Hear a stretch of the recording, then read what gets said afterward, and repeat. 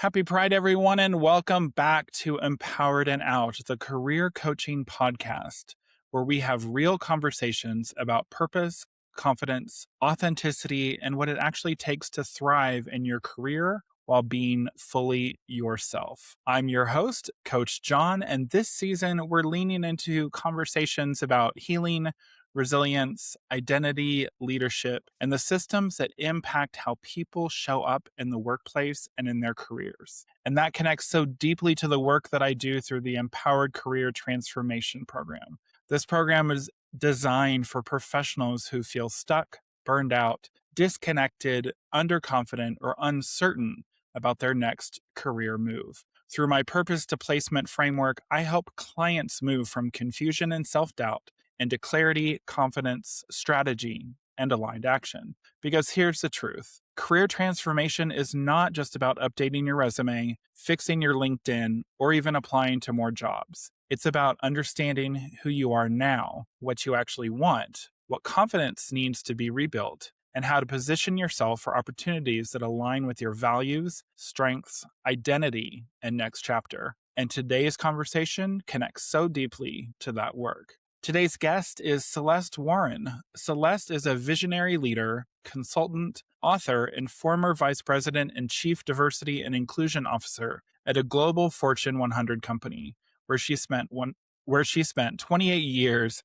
helping shape more fair and equitable workplaces. She is now the founder of Celeste Warren Consulting LLC, where she continues helping organizations create meaningful cultural change. And she also co-founded Destination STEM Inc. with her children to support students of color and students in need pursuing STEM degrees.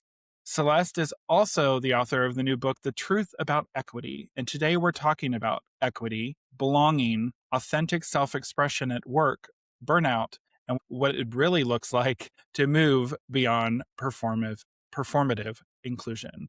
So Celeste, welcome to Empowered and Out. Thank you, Coach John. Thank you for the invitation. So glad to be here and happy Pride. So before we jump in, I'd like to ask you a question that I've been asking all my guests this season, and that's an energy check-in. So on a scale from 1 to 10, what's your energy today and what's contributing to that number?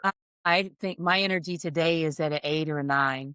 And what contributes to it is the fact that this next chapter that I'm on a journey where I am liberated. I feel the autonomy is very nice at being an entrepreneur and being able to walk in my purpose. When you're able to walk in your purpose, there is a feeling that it's just hard to explain. You feel fulfilled, you feel energized, and it's just a wonderful way to really just live your life. I love that. And I agree with you. Living with a light and living your purpose is huge. I mean, I try to encourage clients to do that if they can all the time, because I feel that you're more yourself. You feel more comfortable. You're going to really enjoy what you're doing instead of potentially doing something that, yes, it might give you a nice paycheck, but at the end of the day, are you drained? Are Yes. you worn out? And you might be. Now, I would bet there are times you've probably been worn out on this journey that you're doing, but I bet that it's a little bit more inspiring because you're getting to follow that purpose compared to, oh, I have to go into the office, I have to do this. And you don't have, like a lot of people do, have the Sunday Scaries before you start your work week. And I find it absolutely huge. It's why I created this brand new program with my coaching. It's like that purpose driven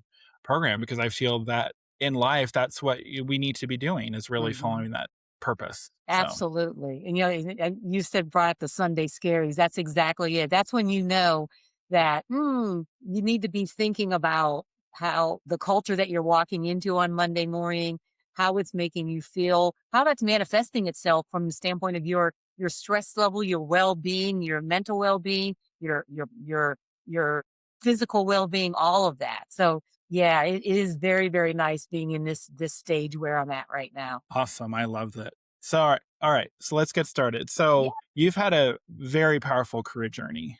like I mentioned in your bio, and including being the first woman of color in many of your roles. What did that experience teach you about leadership, resilience, and what true inclusion actually requires? Well, it taught me a few things. One, that how challenging it is when you're the first and the only, when you're sitting around that table and you look to your left and to your right and you don't feel like you have the advocacy, the support that you need as you are talking, around that table, as you're bringing up ideas, as you're talking about different things. And so it can be challenging sometimes because people will look at you and first of all, in their mind, because of their own biases, be thinking, why are you here? How did you even get here? Mhm. And so there's that thought that some of them might have in their mind. And so there's this continual challenging. And it's challenging not even in things that make a difference, but challenging in all kinds of other things and marginalizing you and the microaggressions and all of those things that happen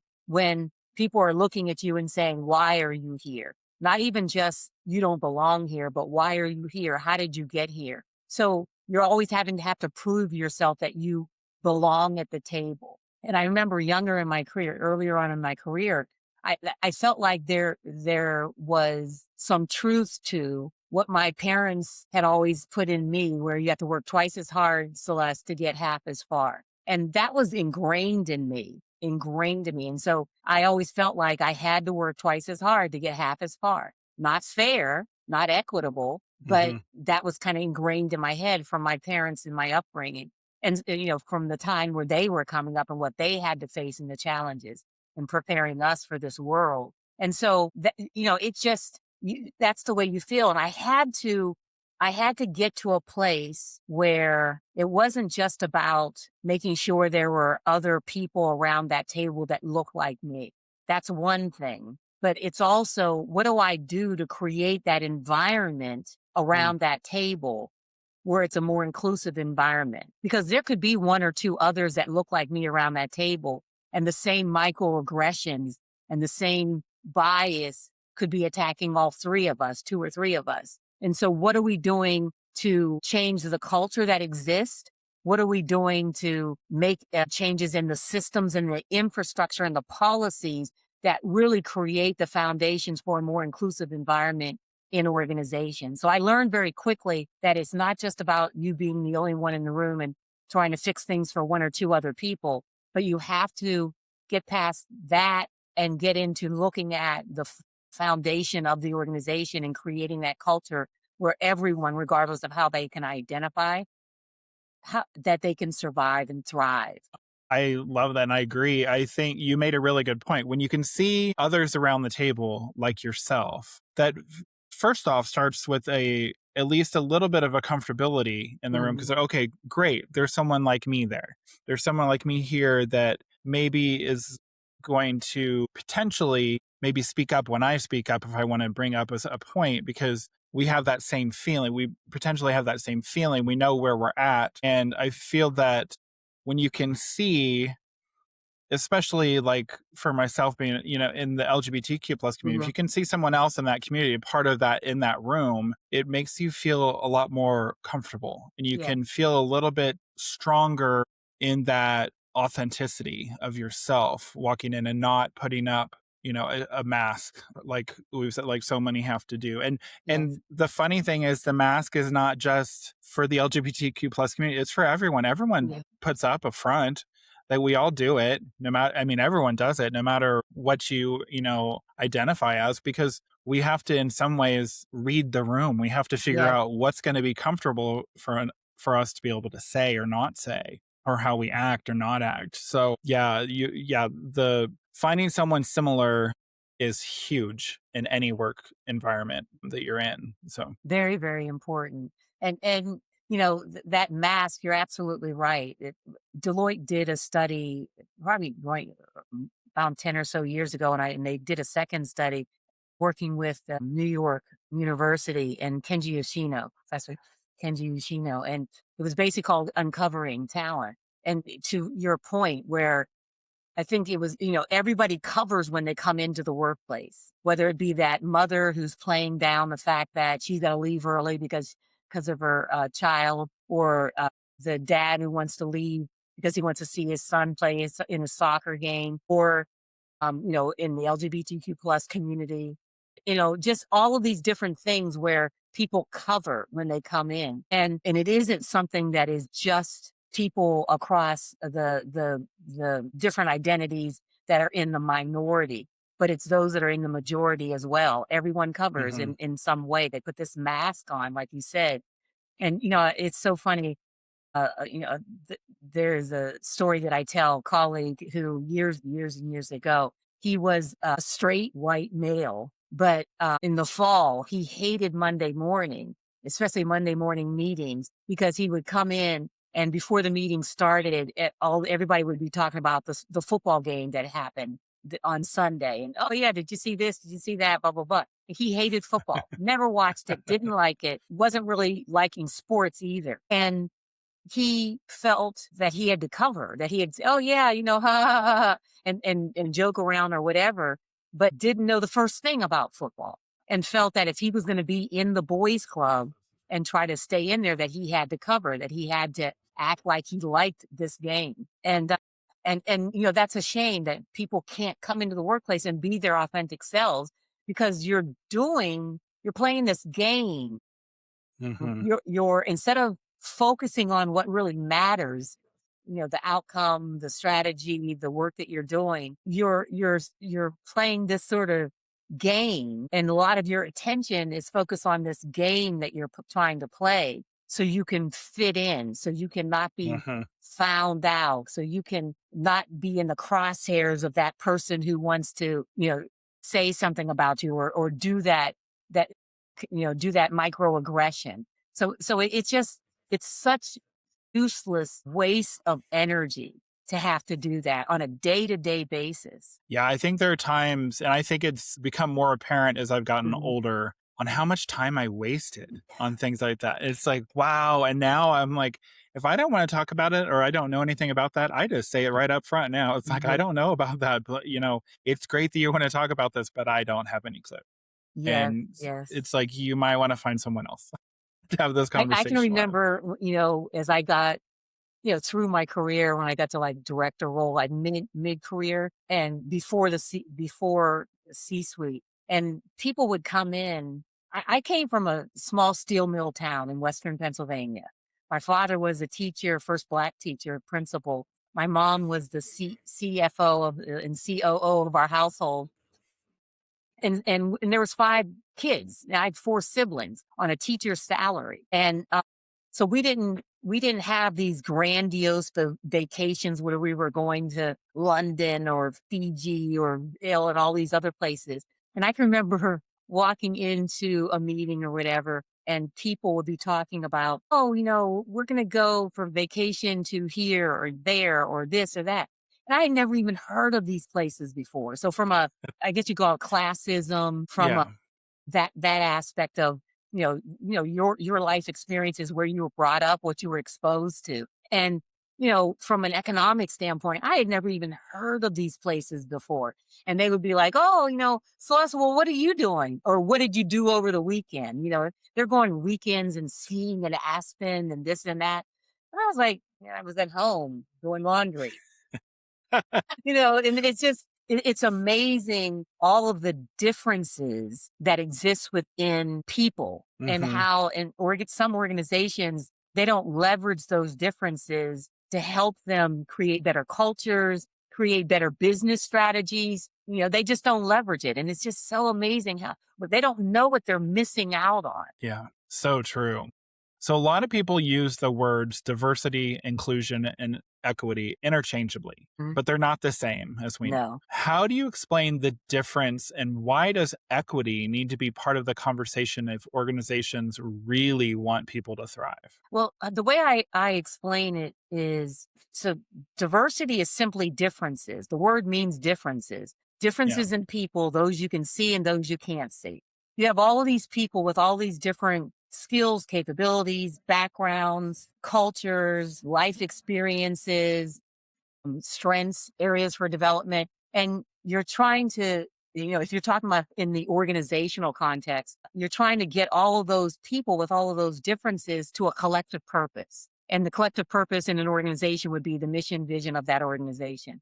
So how do you do that? Well, one of the things you do, you surround them with a culture of inclusion, a culture of belonging, because you have to be able to leverage all of those differences and get it to that collective purpose. So the culture is very important, and the culture of inclusion helps you to leverage all those differences. Where equity comes in, equity is where you meet all of those people with all of those differences who didn't all start at the same starting line. Some started at the 10 meter, some started at 20, some started at the starting line, some weren't even out of the locker room. And so all of these different people starting in different places, you have to meet them where they are and give them what they need to succeed, to have access to opportunities, to have access to whatever aspirations they might have from a professional standpoint, from a performance standpoint. Those are the acts of equity that you need to put in place so everyone can succeed. Where do you think that organizations most often get this wrong? They get it wrong when they put performative things in place, when they are doing things that are just check the box or they're just going to scratch the surface and not looking at the entirety of the organization, not looking at fundamentally what do we have to do to make sure that our values as an organization permeate through policies, practices, business strategies. How are we doing that? And so, like, if you say that your organization, their fundamental values are dignity, respect, inclusion, diversity, etc., but you don't see it in your talent acquisition practices, you don't see it in your talent development practices, you don't see it in your succession planning practices, you don't see it in your marketing strategies and how you relate to your customers across a variety of different identities, where you don't see it embedded in there and seeing your values as an organization come alive in living policies and those different things that are systematic and help to create a culture that you're trying to create. When you haven't done that body of work, everything else is performative. It's just simply, okay, well, we'll put employee resource groups in place, but you don't give them a budget.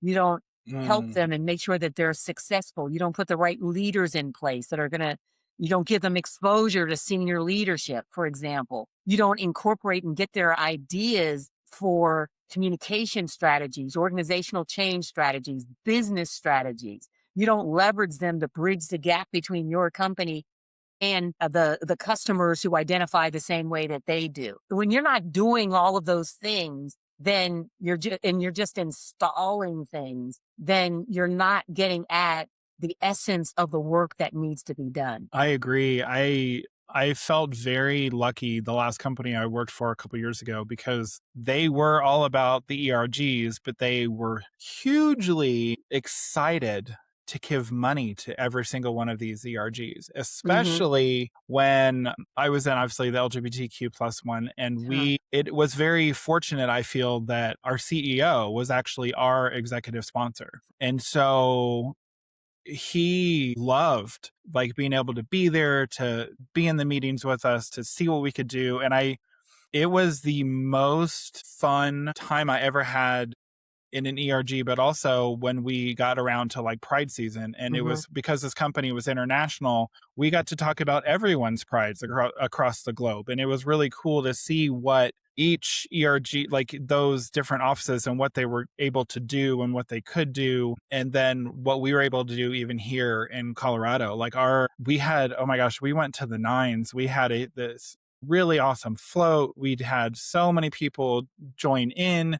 And there was just a constant feeling of just being welcomed and being accepted. And they wanted to hear every voice at the table. Whenever we had a meeting, it wasn't like if there was 10 of us in a meeting, they wanted to hear from all 10 of us if we had something we were talking about. And the collaboration was huge. And I never I'm going to say I really never got that until I got to this company. Like no other company really wanted to hear every employee's voice. And I thought it was interesting, even when I was going through all of the, first days and everything, they said, even if we want to hear everyone's voices, even if we don't go along with what you said, at least we can say that, hey, we heard every perspective. And I thought that was huge because I feel that a lot of companies just go with certain groups or certain people. Hmm. They just want to hear their opinions. Oh, we're just going to go this way. Yes. Yeah. It doesn't matter if everyone said, multiple people said do it a different way. They really did care about. It's the first time I really saw they actually cared about the employee and what the employee needed, wanted from a day to day, but also for excelling in a potential leadership role or promotion, whatever it might have been. And I thought that was a huge wake up call to me for other companies to really mimic what these guys were doing, because it just blew my mind. And I feel some of it has to do with the fact that they are not an American based company. They're Uh-huh. actually based out of the UK. And I feel that that was a little bit of it because Hmm. let's be real, Europeans in the UK, they have a little bit different perspective on working, and they enjoy, as they say, holidays. They can take like a month-long holiday. And by the way, I'm jealous of that. I never got to take back when I was in work. I think the longest time off I ever had, I think, was maybe like 2 weeks. And Yeah. that That's felt like same for me. heaven. But Same for yeah, I me. think that, yeah, it's funny. It's an interesting, I think that number one, the pandemic changed a lot in the workplace. And a lot of companies like this one embraced it and ran with it. And I feel like there's still companies who are not embracing it. And I feel that it's going to hurt them a lot, especially because with the younger generations and how they work or not work. Depends on how you want to Yeah. look at that. But I think they're going to burn a lot of bridges if they don't fix things really quickly, especially, you know, on this show, obviously, I talk a lot about authenticity in the workplace. And so, curious from your perspective, what conditions need to exist in a workplace, do you feel, for people, especially the LGBTQ plus professionals and intersectional professionals, to feel safe enough to fully be themselves? Yeah. I'll answer that question why it's important, especially in the LGBTQ plus space, because I was reading an article the other day, and it was saying that I think it was like 61%, I don't remember which study, but 61% of employees, when they determine how well a company is embracing inclusion and really living it, 61 of the employees look to how the employees in the LGBTQ plus community are treated within that company. And I thought that was really, really powerful because it just got me thinking. So when I think about what are some things that companies need to be doing, and you're absolutely right, especially at the intersection of the LGBTQ plus community and this generation that is Generation Z, it's already in the workforce, but they're starting to continue to keep coming in the workforce, and especially Generation Alpha that will be coming in the years ahead. But first of all, they want to come into organizations that have the same values that they do, the same, let's say, belief systems, not all the same beliefs, but belief systems, Right. and at least the ability to bring those perspectives into the workplace and be respected because they have those belief systems. You may not believe in the same thing that I do, but at least we can have the conversation and agree to disagree, but you'll respect me and what I believe in my perspective. So that's very, very important. They want to be able to see people who look like them as well. They want to be able to see environments where, kind of getting back to what I was talking about earlier, where inclusion is not just a word or a program or an after a lunch and learn or this, but it's literally living and breathing through how they bring people into the organization, how they source talent coming into the organization. Where do they go? Do they just go to the same old places that are, thinking that it's fit for all, but it's really this narrow window. They're only letting certain people come into the organization when they need to widen the gates. So where are they recruiting from? Where are they going to? Are they going to HRC? Are they going to Out and Equal? Are they going to the National Black MBA Association? Are they going to these different areas to bring in quality candidates. From a developmental standpoint, who's going through and who's being recommended for developmental programs within the organization? Who are the ones that are getting these opportunities to develop their skills and who's not? Who's being left behind? Looking at who's being considered for leadership positions. All of these different things, look at them and see what's happening and make sure that you're putting processes and practices in place that are inclusive, that aren't leaving people behind, that are inclusive in how they're developing people, how they're assessing people and their performance. Because, kind of like you said, this generation, they don't live to work, they work to live. Right. And so, mental health and mental well-being is very, very important. So the amount of stress that's in the organization, they're gonna vote with their feet. They will leave an organization that they don't feel comfortable in.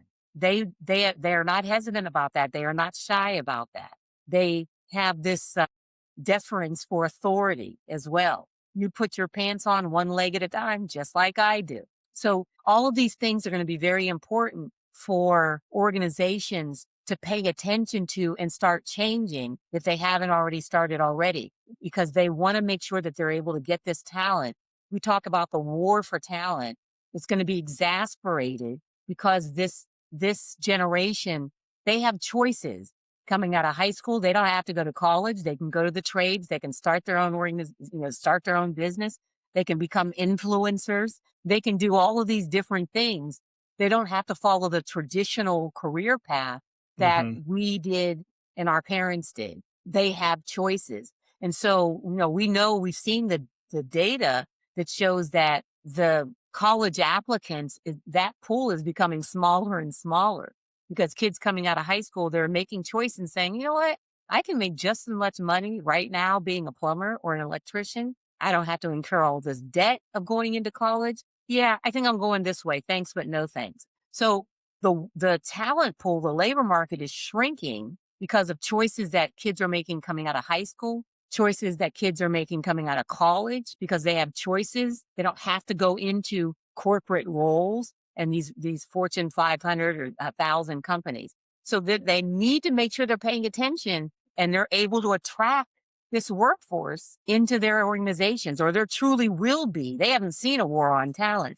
There will be a war on talent, a real war. Yeah, the Gen Z, they're a very interesting, generation because, like you said, they're huge about values, and they are going to look that company up and down, or any company they might be interested in. And if they don't see it, they're not staying. They're not even going to apply for the job.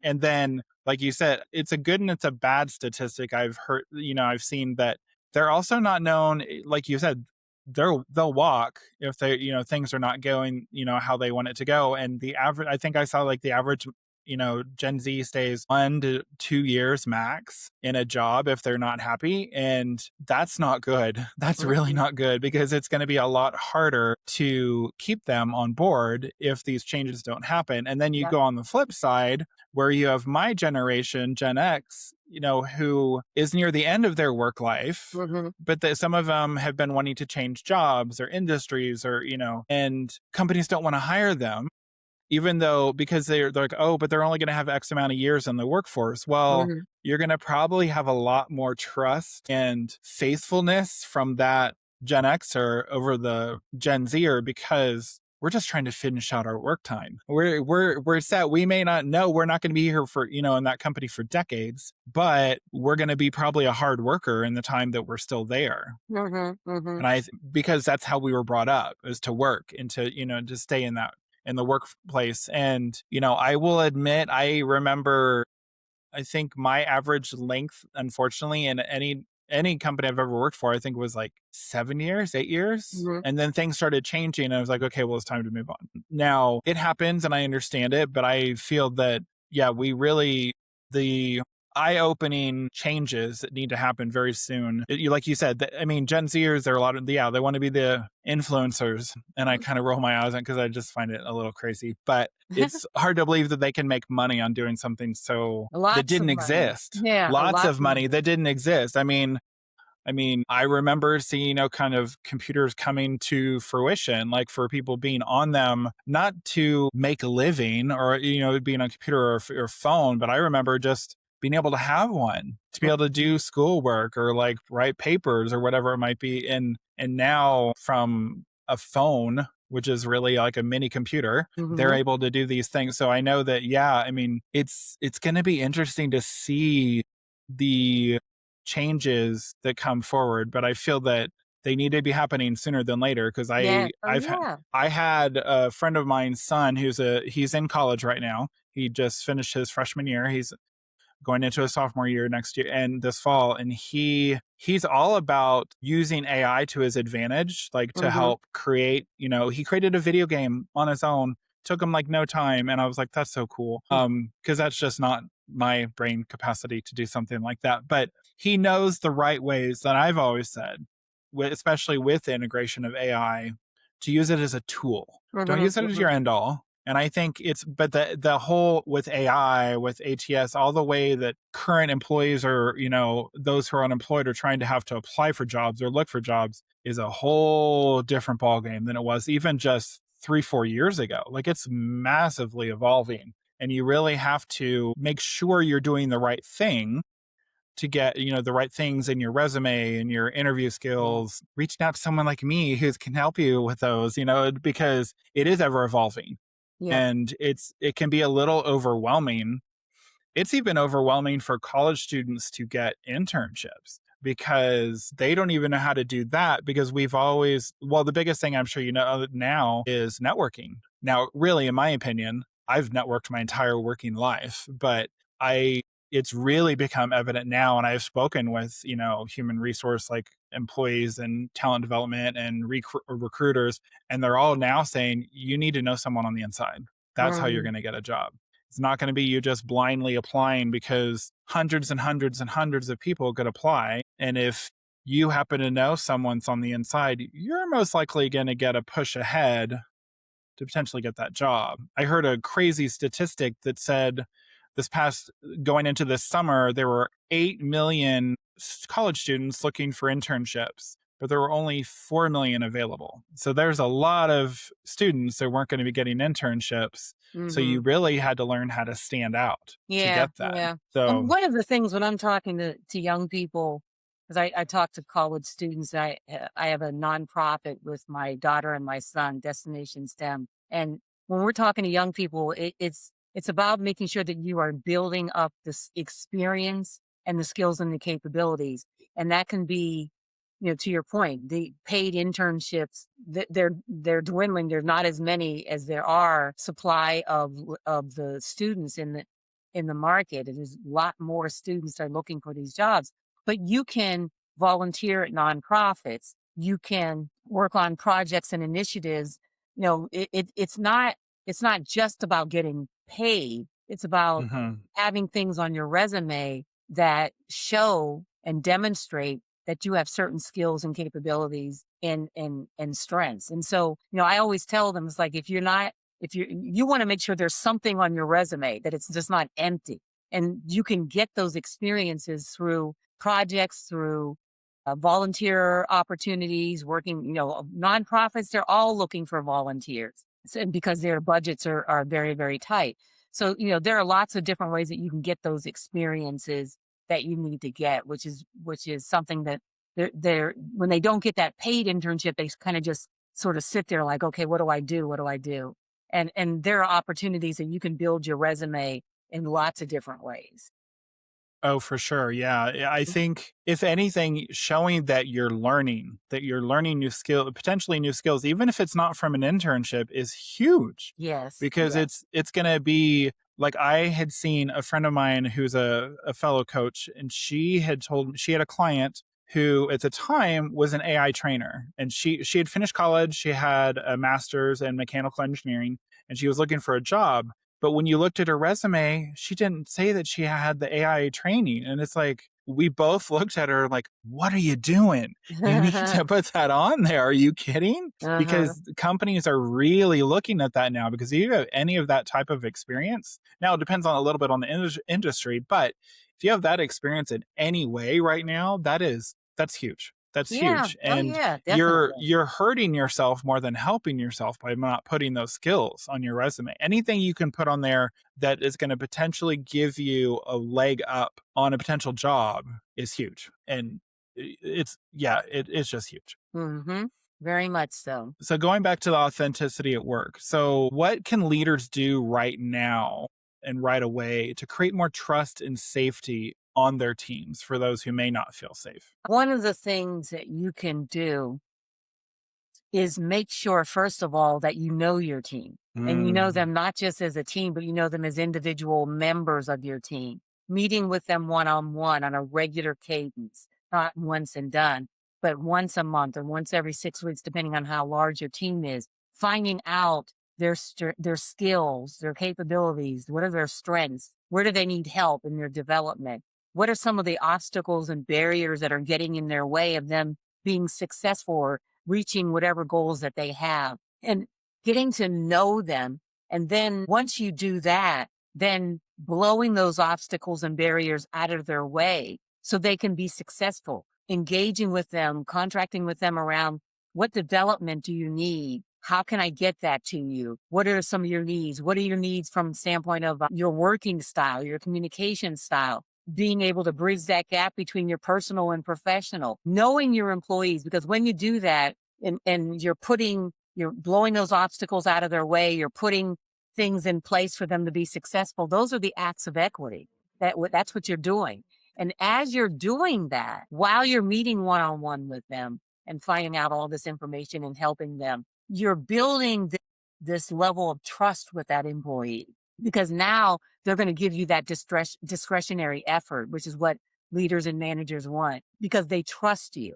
They trust Mhm. that you have their well-being in mind, that you care about their success, and you're empowering them. You're engaging them in a way where you're truly listening empathetically. And so they'll take that hill with you. They'll be that member who is going to work to make sure that not just they're successful, but the team is successful. And that's what you need. That's what you need to be doing. In your team meetings, you need to be making sure that you're creating an environment within the team that is inclusive, that it is empowered, it's engaging.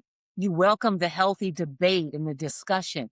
You're listening empathetically. You're making sure that everyone has a voice. You're paying attention to who is quiet. You're bringing them into the conversation. All of those things that you could be doing that show and demonstrate inclusive leadership behaviors are so critically important in the workplace. I agree. All right. So I'm going to ask you, like, tell me about your book, The Truth About Equity. Why should, our listeners want to get a hold of it and read it? Sure. Well, the truth about equity, what it really is, what it isn't, and why everyone wins when we get it right. I try to explain pragmatically what it truly is. And I talk about the myths that exist. There's a lot of misinformation and strategic disinformation that's out there around diversity, equity, and inclusion.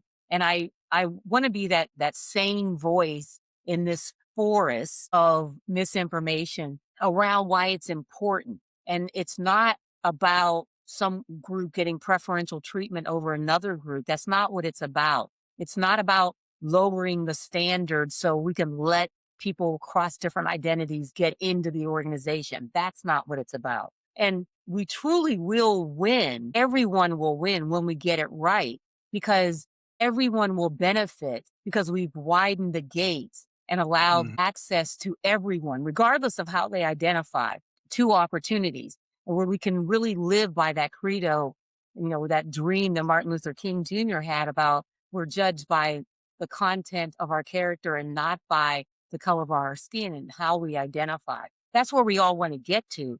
But there's work Right. that needs to be done in order for us to get there. I love that. I think that's so important. And you're right. Like it still boggles my mind that it shouldn't matter what the color of your skin is, how you identify to how you can do a job, or if you're going to even get a role or be promoted or whatever, whatever it might be. I find it rather ridiculous that it's Mhm. still an issue to this day. I mean, Martin Luther King Jr. made that speech like In 60s. decades ago. and it's still an issue. It's still a problem. And to me, it's just so frustrating because this shouldn't be an issue anymore. But we are human and we, are Yeah. still, I think what makes it unique about our country in general is wherever you might be could be completely different from just a town over, not even a state over. It could be something can be just completely different. For like you growing up in Western Pennsylvania, we know that Western Pennsylvania, I'm sure, is very different than Eastern Pennsylvania. Like there's so much uniqueness and differences all around. But when we can accept people for what they're doing, what they're bringing to the table, it doesn't matter what the color of their skin is or how they identify. It doesn't matter at all. Hmm. I just don't, I don't understand. And maybe that's just how I grew up because I was friends with everyone. I got along with everyone. I will always listen to anyone's, their side of it, even if I don't agree. Yeah. I still want to hear what they have to say and sometimes I might be very powerfully opinionated on my side of the story, but at least I heard their side and I Yeah. wanted to Yeah. hear, and I want to see that. I want to see everyone be able to get a job or be in a position of power or not, wherever they want to be because of their qualifications, not based on, unfortunately, the color of skin or their, identity. I think personally, I just find it ridiculous. But Yeah, and the work that I talk about in my book, I use the rocks in the fence analogy. That I think Deloitte was the first one that had this illustration. But in the first part of the illustration, it shows three people they're all standing on one rock and they're in front of a fence. The person on the right can't see over the fence even with the one rock. Person in the middle can barely see over the fence. Person on the left can clearly see over the fence, right? But they've all been given one rock.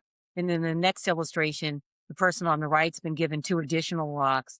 The person in the middle has been given one additional rock. They can see over the fence now. And those rocks, in my analogy, are acts of equity. They can now see over the fence. But this work that's being done and what we're doing, it's causing a disruption in society and corporations because the person who was standing on one rock, they're looking to their right and they're saying, well, you have three rocks, you have two rocks, I only have one. That's not fair. You're getting preferential treatment. And the thing about it is they don't understand that that fence is there. And that fence, in my analogy, represents all the isms: racism, sexism, ableism, ageism, homophobia, all of those things that they didn't crop up overnight. They've been just surging and building and getting stronger, unfortunately, and tangled into institutions and society, et cetera, for centuries. And they don't know how that fence manifests itself in behaviors in the organization, marginalism and microaggressions. They don't understand that because they've always been able to see the fence, see over the fence. They didn't, in some cases, they don't even know the fence is there. So the Mhm. work that has to be done has to be multi-pronged. We have to put the acts of equity in place, continue to do that so everyone can have access to see over the fence, have access to opportunities. We have to also do the longer term work in tearing down the fence. It's just going to take longer term to do that and taking bias out of the different systemic things. And at the same time, also, we need to be having conversations with that individual that was standing on one rock and talking to them about the myths that exist because no one took his rock away. He still has the Mhm. one rock, still able to see over the fence. Nothing was taken away from them. We just basically gave his colleagues additional rocks so they could see over the fence. Because eventually, why everyone wins, we want to get to that third illustration where the rocks are gone, the fence is torn down, and everybody can see the beautiful mountains ahead. That's where we want to get to. And that's where we strive to get to, but we're not there yet. We're at that middle illustration. So all of those things, we have to take that multi-pronged approach to be able to strive to get to that third illustration where the fence is gone and the rocks are gone. I like that. All right, we're gonna follow. Let's circle back and let's talk about your father's story. No. As the first Black teacher and principal in Western Pennsylvania, hugely powerful. I Mm. mean, oh my goodness, huge. So, what lessons from his journey have stayed with you, and how have they shaped the way that you lead and advocate today? Yeah, I can remember growing up and we would be at the dinner table. My dad would come home and my mom would ask just like, a normal question. Hey, honey, how was your day?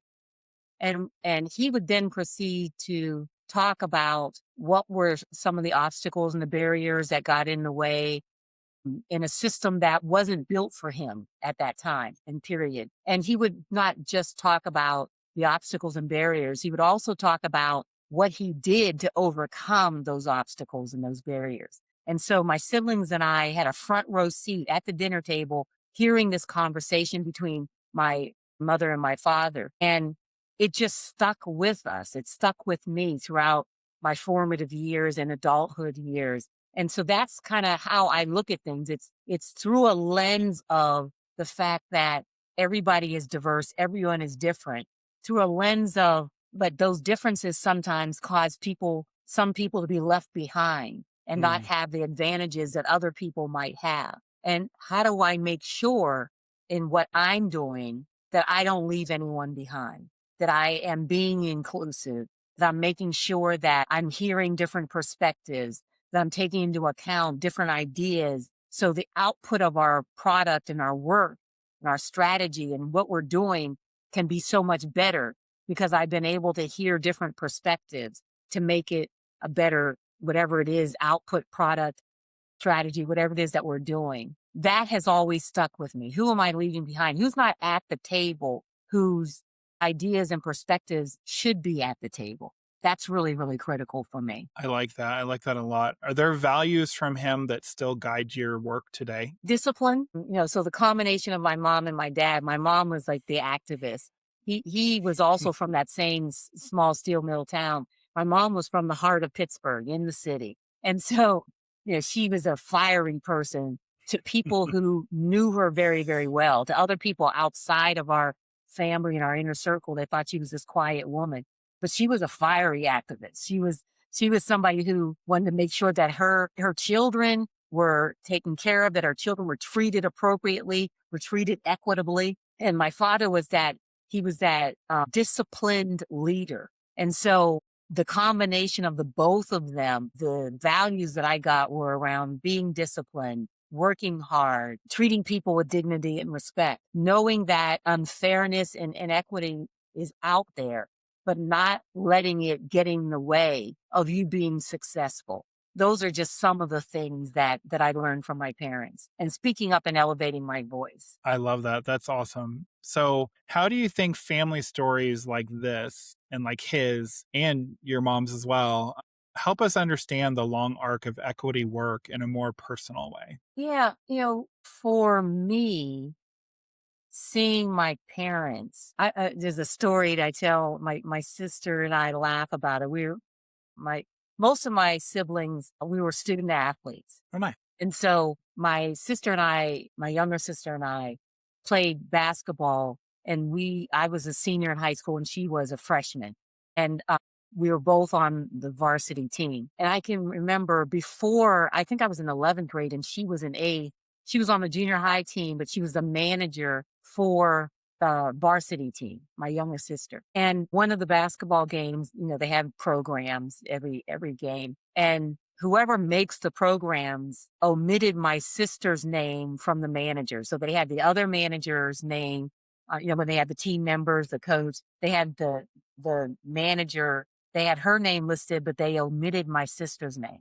So we were sitting there, she and I, and looking at the program, and we knew it was like, oh God, something's going to happen because they omitted her name. Sure enough, at the halftime, as soon as the whistle blew, my mother, now she had on this bright canary yellow suit. Back then, remember the clogs? Remember people used to wear the Yeah, yeah, clogs? yeah. Yeah. She had on these clogs and she came out of the stands and made her way mid court, made Oh, her no. way up to, she came to the coaches. Now me and my sister we hightailed it into the locker room. We were like, oh my God, we're going to be embarrassed. Oh my God. Oh my God. And so she gave him an earful. And so when we came back after the halftime, when we came back, there was an announcement over the loudspeaker. Our apologies to my sister and they said her name, who is also one of the managers of the varsity squad. And it was so funny. My mom was just sat there like with this grin on her face. So that was that was my mother. She was that one who was going to fight for her kids. She did not want us to be left out. She did not want us to be overlooked and everything. And my dad, who was also at the game, he was the same way, but his approach was, I'm going to call, because he was a principal at that time. I'm going to call the principal the next day of your school, my daughter, because we didn't go to the same school. I'm going to call the principal and give him the what for, so it doesn't happen again behind closed doors, right? Yeah. And there are so many stories of, my guidance counselor when I was in 10th grade said to me, well, I don't think you really need to be taking college prep courses. I think you're really suited to be more of an administrative assistant. Nothing wrong with being an administrative assistant, but she basically had pigeonholed me because of the color of my skin. I came Wow. home, had the conversation with my mom and dad about it. And my dad then promptly picked up the phone. Like my mom's like going off, like, how dare she say to my daughter, blah, blah, blah. My dad promptly picks up the phone very calmly, calls my principal, gives him, tells him, basically you're limiting the potential of her because of the color of her skin. And you need to have a conversation with your guidance counselor. Next thing you know, I'm enrolled in all of the college prep courses. And so, they had different ways of how they approached it. And I think what I learned from them from an equity standpoint is there is a time and a place and a season for everything. And sometimes my mother's behavior comes out in me. Sometimes my dad's behavior comes out in me. And I have that sort of that arsenal in my toolbox to be able to say, what do I need to do in order to make sure that we have a more equitable workplace, equitable situation, inclusive situation, et cetera. I know which personality to come forth to be effective. Oh my gosh, those are great. Oh my gosh, those are great stories. I love that. Thank And you. it just shows how much your parents were involved, though, which is Yes. also great. And I know that, I feel very thankful and very, humbled that my parents were showing up for everything that I was doing and everything that my sister was doing. And it was nice to see that, because not all the times parents were always there, because I was a swimmer, and it was nice to see my parents being there, for as much as they could be. My dad was a doctor, so it wasn't always easy for him to get away, and kind of in I wouldn't say middle of the day, but obviously late afternoon, he's probably performing a surgery, or he's, Mm. seeing a patient. So it wasn't always possible. But when we were growing up, my mom, she wasn't working when we were little, and then she went back to the workforce after we got of a certain age. But Yeah. it was nice to see that both of them were always there and supporting us, and pretty much said the same thing. Like, you can do whatever you want, but really it was more like but go all in on it if you're going to Yeah. go for something. And so huge. I love those stories. That's wonderful. All right. Well, we've been deep. We've been real. Now we're going to get a little unhinged, possibly. It's my rapid fire question time. This is my favorite time with all my guests. And I know, I'll just say this humorously, I know the pain you go through for the questions I'm about to ask, because I've been on the flip side. I had my friend, who's the fellow coach I talked about earlier. She interviewed me a few weeks back, and so I got to be on this end of it, of answering these questions.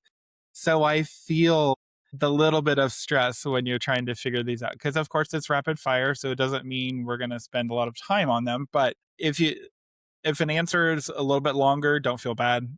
It is what it is. That's how you have to explain it. So, all right. If you could ban one corporate phrase forever, what would it be? Circle back. Oh my gosh, yes. I agree with you 100% on that one. What's your go-to song when you need to walk into a room like you own it? What's coming to mind right now is I'm Every Woman. Nice. Hey, that's a good song. That's a powerful song. Yeah. All right. Coffee, tea, or don't talk to me until I've had both? Well, it's definitely coffee, even though it's decaf coffee, but I love having the coffee. And yeah, don't talk to me until I've had it. And if your book, The Truth About Equity, had a theme song, what vibe would it have? I think it would have Let's see, the theme song would be something like that Sam Cooke song, "The Change Is Gonna Come." Yeah, yeah, yeah. And Hmm. it would have that sort of feel to it because the work that was going on during the civil rights during that time was unprecedented, and it made such headway for us, today. And so I like that. I love that song first of all, and it when it comes on, there's just this feeling that comes in to me anyway. The way I feel is they struggled so long and so hard in the 60s. We got to make sure that we're not letting it all go for naught. I agree. Great answer. All right. So, Celeste, before we wrap up, for the person listening right now who wants to show up more fully, more confidently, and more authentically at work, but is feeling tired, unseen, or unsure where to start, Mhm. what's one piece of advice you'd want to leave them with today? Well, I think I'll say my stays. It's stay relevant and not just your functional skills and capabilities, but what's happening in this from a social political standpoint. So stay relevant, stay supportive of each other, reach in, text, hey, how are you doing? You doing okay? You want to go grab some coffee and talk through what you're facing, what's challenging you. That's the second thing. Third thing is stay in the fight. We need everybody to stay in the fight. We need everybody to elevate their voices so we can truly, truly cultivate, start, develop the culture that we want to see. I love that. Amen. I 100% agree with you. Thank you so much, Celeste, for being here, for bringing your wisdom, your lived experience, and your heart to this conversation. I really appreciate the way that you help people think more deeply about equity, leadership, and what it means to create workplaces where people can truly thrive. So thank you very much. Thank you for the invitation, Coach John. And listeners, if today's conversation speaks to you, share this episode with someone in your life who needs it. And if you're really realizing you want more support around confidence, purpose, or showing up more fully in your work and then in life in general, you can connect with me through the link in the show notes. You can also follow Celeste, check out her work, and learn more about her book, The Truth About Equity, with the links below. To everyone listening, thank you for being here again for another episode of Empowered and Out. Keep showing up, keep questioning what no longer fits, and keep choosing the version of your life and career that allows you to be fully seen. Until next time, take care of yourselves and keep being empowered and out.